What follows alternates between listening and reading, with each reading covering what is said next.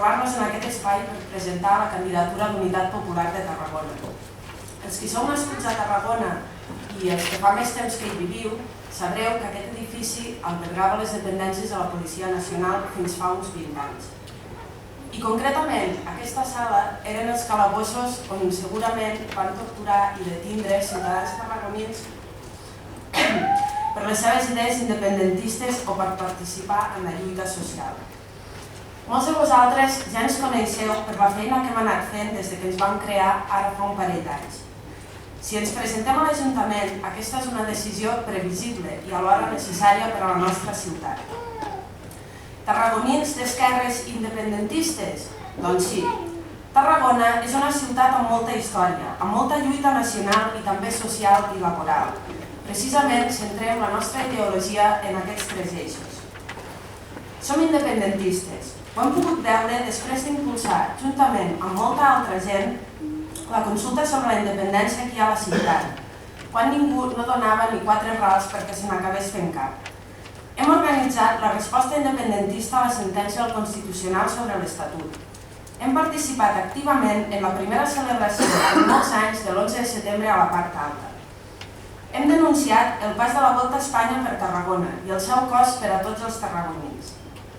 Vam fer possible que el consistori se sumés a la recollida de signatures per tal que a tots els països catalans poguessin veure les seves televisions, cosa que només s'ha aconseguit i sense demanar amb les que emeten en espanyol. Tot això i molt més que d'altres entitats de la ciutat, que es proclamen netament catalanistes i independentistes, no s'han dignat a fer. També, per no dir com ens hem manifestat a Reus o a Barcelona els 11 de setembre, el 10 de juliol o en qualsevol altra data en què l'independentisme ha sortit al carrer. Aquí també incloem la defensa aferrissada de la llengua de Tarragona, el català, en perill de mort gràcies al passotisme de les administracions. Pel que fa a la lluita social, hem reclamat a l'Ajuntament que acabés amb les preferències a les grans superfícies comercials i que d'una vegada per totes apostés pel petit comerciant. La seva resposta ha estat privatitzar l'aparcament del Mercat Central i aprovar mocions perquè nous centres comercials s'instal·lin en un futur al bell mig del teixit urbà. Hem aconseguit que els que s'autoanomenen d'esquerres prenguin consciència sobre la tortura d'animals als circs i les places, siguin bous o tigres. I podem dir amb satisfacció que aquesta ciutat nostra no acollirà mai més cap circo americano, però sí el circ de tota la vida, el dels pallassos, malabaristes i regidors.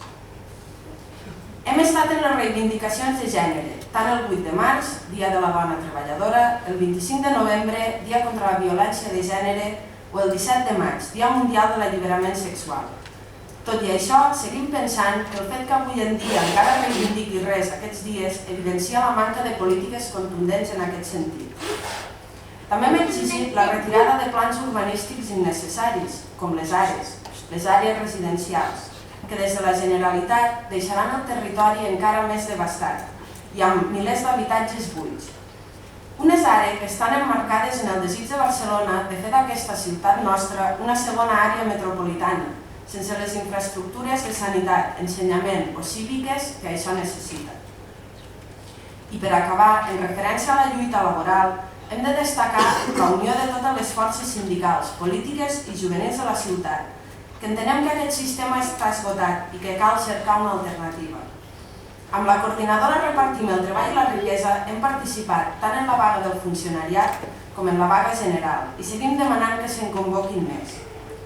Hem de recuperar les vagues com una eina legítima de reivindicació, perquè en aquests moments no només retallen el 5% del sou als funcionaris, ni tampoc tan sols aproven reformes laborals i de pensions, sinó que als països catalans hi ha més de 600.000 aturats i mentrestant es donen ajudes a les grans empreses i als bancs perquè puguen seguir especulant. I aquí no passa res, ningú dimiteix i ningú es queixa. Alguns creuen que els de sempre, els que han provocat la crisi, ens trauran de tot plegat, però res més lluny de la realitat. Volem més participació ciutadana, però perquè n'hi hagi, al consistori hi ha d'haver algú que la reclami. Hem estat testimonis directes tots aquests mesos de la manca d'eines de què disposa un ciutadà no afiliat a cap partit amb representació de fer propostes a l'equip de govern. Per aconseguir saber en què es gasten els nostres impostos, donada l'excel·lentíssima transparència d'aquest Ajuntament, necessitem regidors. I sobretot, per fer d'aquesta una ciutat ben governada, és a dir, governada pels ciutadans, sense afavorir ni amics ni familiars amb les seves empreses, necessitem 14 regidors.